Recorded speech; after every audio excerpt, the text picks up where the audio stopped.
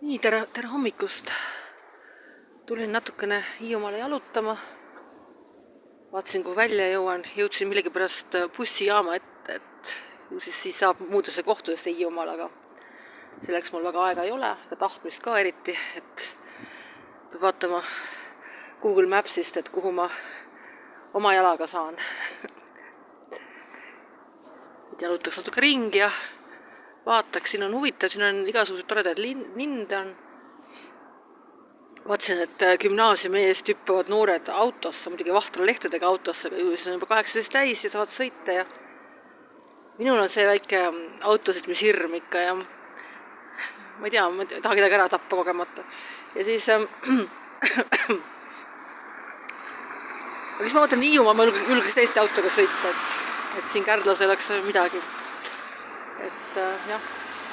Et praegu jah, kui ma nüüd olen vaadanud neid kohti, kuhu mind nõnda nimetatud sallivad ja sõbranikud ja on eksiili saatnud, ehk siis seisuste kaupa, ehk onu Heinoga poe taga õlut jooma, siis saadakse Võru linna, eks ju, kui Võrumaale laiemalt, siis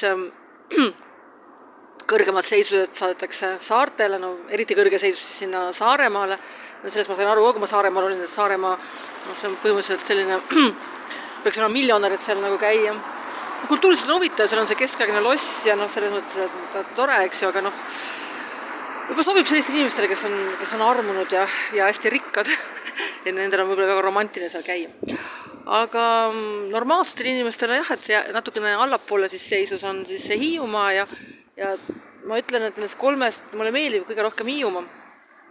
Et kõige selline, ma ei tea, minu hinnang oli kõige selline idüllisem ja normaalsem koht. Et jah, ma käisin eile seal Hiiumaa pruulikojas, käisin vahetult enne sulgemist süüa, siis enam ei olnud võimalik sealt saada, aga õlut sai ja siis ma võtsin ühe kohaliku õlle ja väga tore oli, väga tore.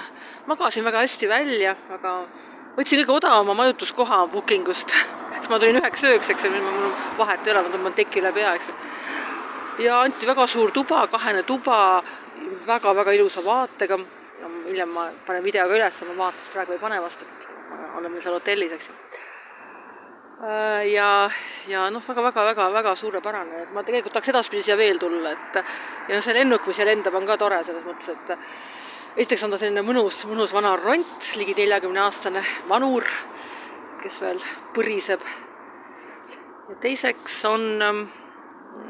on kui tulla nagu selle praami või laevaga, mida ma mäletan, see oli ikka väga pikk reis ja see lihtsalt, võib-olla see ajaliselt on võimalik mõnikord, aga nagu tahtmist ei ole nagu, ma ei tea, tilbendada, see on väga kurnav, lennukiga nagu suts ja valmis. Et jah, et elagu lennukid. Nii, ma hakkan nüüd Google Mapsi uurima ja vaatama, et kuhu ma välja jõuan.